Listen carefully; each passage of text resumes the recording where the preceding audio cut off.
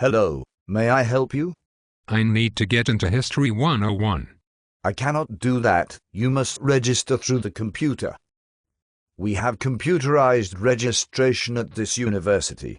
Registration just started 2 hours ago. I know, but I cannot get in. But the registration is only for seniors, with over 130 hours. Basically for those who did not know what they were doing over the years and have more than the usual 120 hours to graduate. How many hours do you have? I have 190 hours. I have the most hours at this university. But it will not let me register for my History 101 class. It says it is closed. Let me look. It is closed. How can it be closed? I have the most hours and I register in the first group. The class is full. How can it be full? Because people registered before you. How can they register before me when I am in the first group? Because you are in the first group of students that register based on credit hours. There are other students that get to go ahead of you because a committee says so. What committee? That is a secret. There are many secret committees here. I am on 3 myself.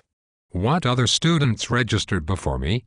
First, the athletes register so they do not miss practice. Then any top students who are in any special programs because they are smart. They get to register before you because we want them to graduate within 6 years or earlier. We do all we can for them. We are hoping they make lots of money and donate back to the university. Finally, all the students with special needs. I have special needs. I am trying to graduate. Graduating is not a special need. It is an option. Plus, if you graduate, the university will lose $12,000 per semester in tuition and books. This will hurt the university. You would not want to hurt the university, would you? Huh?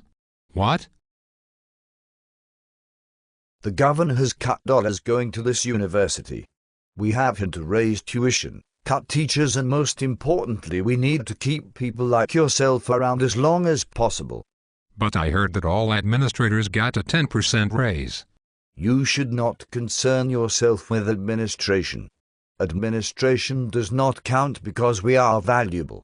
Without people like myself, who would you talk to today? But you told me to talk to the computer. Yes, but you needed someone to tell you that. And I have good news. You are the first on our list to get into the class. Another good thing is that this is a big class. This class has 60 seats and only 50 people are registered. So you have an excellent chance of getting in. But that means there are 10 extra seats. I should get one. No, not exactly. Why? Well, because many students transfer from other universities and history is a class they need, so we reserve 8 spots for transfer students. Much of the time, 8 will not transfer, so we will eventually have extra spots. Are you a business major? I am almost every major. I have 190 hours. Then you should know that this is strictly business. A student that might transfer in is much more valuable than one that is here. The people here most likely will not leave. A student that has over 90 hours has less than a 1 in 700 chance of leaving. So we can do whatever we want to them. We often raise their book prices for no reason. So you can see the transfer student is the big prize. Plus we make them repeat classes because we can, which keeps them here longer. Yes, I remember in my accounting class taught by Professor Siebes that a person not attending the university brings in $0 of revenue. She spent many weeks discussing this concept. But what about the last 2 spots? The last 2 spots are for any student coming off probation. We want them to feel good about themselves. So we make sure they get into the classes they want. We do not want them to drop out. Statistically speaking, students on probation are the biggest asset this university has. They stay here longer because of their struggles, which in turn makes us the most money.